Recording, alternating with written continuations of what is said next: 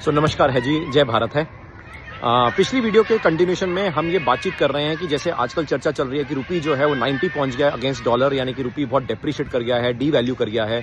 उसको हम कैसे समझें, एंड उसको समझने से पहले मैंने कहा कि हमें पहले एक्सप्लेनेशन ये लेना पड़ेगा, समझना पड़ेगा कि आखिर ये जो हम एक्सचेंज रेट की बात कर रहे हैं, डॉलर वर्सेज रुपी, ये जो एक्सचेंज रेट है ये किसकी है?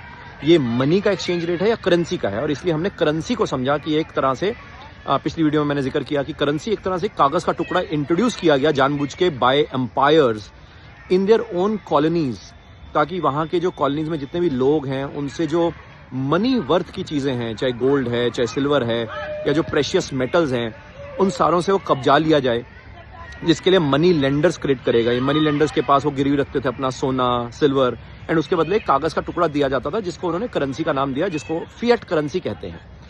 अब धीरे धीरे करके क्या हुआ कि जब फर्स्ट वर्ल्ड वॉर हुआ, सेकेंड वर्ल्ड वॉर हुआ, उस दौरान मोस्ट ऑफ जो कंट्रीज थे उन्होंने देखा कि इन्फ्लेशन बहुत मैसिवली बढ़ रही है हर देश में, और एक जगह जहां इन्फ्लेशन बढ़ रही है वहां पे रिसेशन भी आ रहा है, यानी कि स्लो डाउन रिसेशन आ रहा है, इकोनॉमिक ग्रोथ नहीं हो रही है, जिसके तहत वर्ल्ड के कई कंट्रीज ने जानबूझ के गोल्ड स्टैंडर्ड को अपनाया। और अगर आप थोड़ा हिस्ट्री में देखेंगे तो 1890 1895 आते आते वर्ल्ड के मेजर कंट्रीज ने एक तरह से गोल्ड स्टैंडर्ड को अपना लिया, यानी कि जितना गोल्ड है हमारे पास हम उतनी ही करेंसी छापेंगे।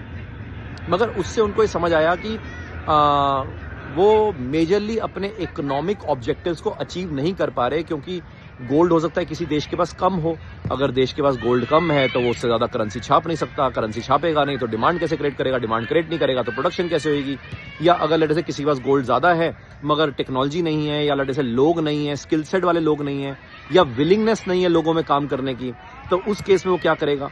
ऐसे कई इश्यूज करते करते करते अल्टीमेटली जो मेरे को समझ आया है वो ये आया कि फर्स्ट वर्ल्ड वॉर और second world war ultimately was war of capturing power through gold, यानी कि गोल्ड को हथियाने की कोशिश थी।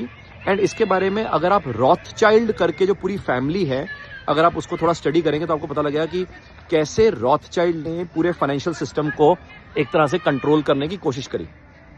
एंड रॉथचाइल्ड के जो आगे के जो क्या कहते हैं लीनियल डिसेंडेंट्स हैं, असेंडेंट्स के तहत आपको समझ आया कि कैसे कैसे इन्होंने पूरा फाइनेंशियल सिस्टम को क्रिएट किया। एंड फाइनेंशियल यहाँ पे खेलने आया हुआ था, एंड यहाँ पे फुटबॉल चल रही है पीछे, तो अभी मैं यहाँ पे वीडियो बना रहा था, तो यहाँ पे एक डॉग है वो आसपास घूम रहा है, तो मेरे को यह है कि कहीं काट ही ना ले, इसलिए मैं उसको भी साथ में देख रहा हूँ। तो इसका मतलब ये कि रॉथचाइल्ड ने एक तरह से पूरे फाइनेंशियल सिस्टम को अपने हाथ में कैप्चर कर लिया। एंड इनफैक्ट अगर आप थोड़ा हिस्ट्री रॉथचाइल्ड की पढ़ेंगे तो उसने पूरा जर्मनी से, फिर इटली से, फिर फ्रांस से, फिर यूके से, हर जगह उसने पूरे फाइनेंशियल सिस्टम को कंट्रोल किया। और जैसे मैंने जिक्र भी किया लास्ट वीडियो में कि इवन जो फेडरल रिजर्व है उसका निर्माण भी रॉथचाइल्ड के हाथ में रहा, और उसी ने इसकी भूमिका बनाई, और साथ में कई और लोग भी रहे, मैं उस पर जिक्र नहीं कर रहा। बट फिलहाल के लिए मैं आपको ये समझाने की कोशिश कर रहा हूँ कि first world war, second world war के दौरान अल्टीमेटली मोस्ट ऑफ जो देश थे उनको समझ आया कि अब हमें गोल्ड को हथियाना पड़ेगा, एंड इसलिए गोल्ड की लड़ाई थी जिसको वर्ल्ड वॉर का नाम दिया गया। And ultimately majority of gold जो था वो यूएस के पास आ गया। फिर यूएस ने खेल क्या खेला, अल्टीमेटली यूएस को समझ आया कि जब मैक्सिमम गोल्ड मेरे पास है, 70% of the non gold reserves अगर मेरे पास है, तो मैं अपनी करेंसी को एक तरह से गोल्ड बैग्ड करेंसी बोल देता हूं, यानी कि gold back paper. Only point is पहले गोल्ड का फिजिकल ट्रांसपोर्टेशन होता था, उसने मना कर दिया कि अब गोल्ड का फिजिकल ट्रांसपोर्टेशन नहीं होगा। जो गोल्ड को रिप्रेजेंट करने में जो पेपर है उसको डॉलर का नाम दे दिया है। एंड लेट्स अज्यूम कि जो पूरा वर्ल्ड है वो एक कंट्री है, एंड लेट्स अज्यूम कि वर्ल्ड का एक ही सेंट्रल बैंक है जो कि फेडरल ओपन मार्केट्स कमिटी हो गया। एंड अल्टीमेटली वही नोट छापेगा जितने नोट छापने हैं वर्ल्ड के लिए, एंड कितने नोट छापने हैं जितना उसका गोल्ड रिजर्व है। एंड इसके तहत उसने क्या गोची करी कि उसने कहा कि सारे कंट्रीज की जो करेंसी है उसको मैं बराबर करता हूं, यानी करेंसी का एक्सचेंज रेट करना है। क्योंकि पहले क्या था, समझो इसको ध्यान से, कि पहले अंपायर्स के जो कॉलोनीज थी वहां पे वो कागज का टुकड़ा चलता था, so there was no exchange rate. But अब जैसे जैसे कंट्रीज आजाद हो रहे थे, इंडिपेंडेंस हो रही थी, क्योंकि पहले सारे कंट्रीज जो थे वो कॉलोनीज बन गए थे, अब इंडिपेंडेंस हो रही थी, तो first world war, second world war के बाद जब इंडिपेंडेंस शुरू हुई तो अब समझ आया कि अल्टीमेटली मेरा सिर्फ कागज का टुकड़ा बाकी के देश में नहीं चलेगा, इसलिए एक चटनी पिलाई गई सारों को जिसका नाम है ग्लोबलाइजेशन। एंड उसके लिए इनको क्या करना है, ग्लोबलाइजेशन को चलाने के लिए इनको एक तरह से एक्सचेंज रेट का एक निर्माण किया गया, एक्सचेंज रेट। तो डॉलर ने क्या किया, डॉलर ने कहा कि $1 will be equal to 1 pound, $1 will be equal to 1 yen. Even जब भारत भी आजाद हुआ तो बोला $1 is equal to 1 rupee. Point ये, रेस तो बराबरी की थी नहीं, क्योंकि सारा गोल्ड तो आपके पास है और गोल्ड बैक करेंसी आपने शुरू करी और बाकी कंट्रीज के पास गोल्ड है नहीं। तो $1 इज इक्वल टू 1 पाउंड या is equal to 1 yen is equal to 1 rupee, तो ये अभी 1 के बराबर रहेंगे ही नहीं। रैदर ये सारी currencies over a period of time D value होंगी ही होंगी, क्योंकि 70% ऑफ द गोल्ड रिजर्व जो नोन है वो तो आपने हथिया लिया है। यानी कि वहीं से आपको ये समझना चाहिए कि धीरे धीरे करके over a period of time कोई भी करेंसी ऑफ द वर्ल्ड होगी वो डॉलर के अगेंस्ट डेप्रिशिएट, डी वैल्यू होगी ही होगी। ये कंट्रोल यूएस ने अपने हाथ में रखा।